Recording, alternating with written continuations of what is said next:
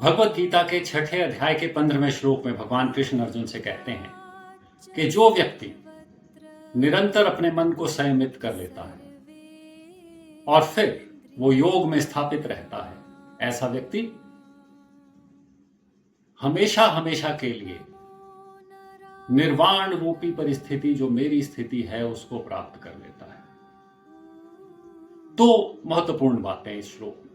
पहला, निरंतर मन को नियंत्रित करके योग में स्थित करना।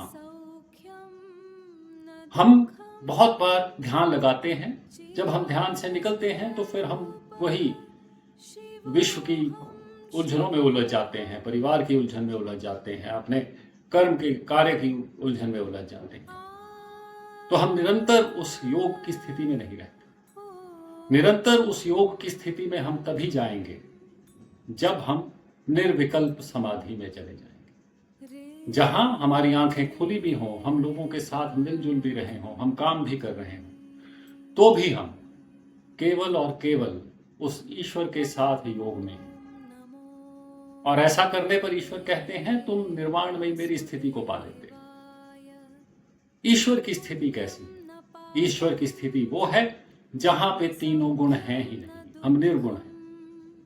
ना तो हम में उन गुणों से उत्पन्न होने वाली कोई बुराइयां हैं और ना ही उन गुणों से उत्पन्न होने वाले भौतिक सुख का कोई ना अभाव है ना इच्छा। जब हम वहां पहुंच जाते हैं तो हम ईश्वर की परिस्थिति में पहुंच जाते हैं। आभार।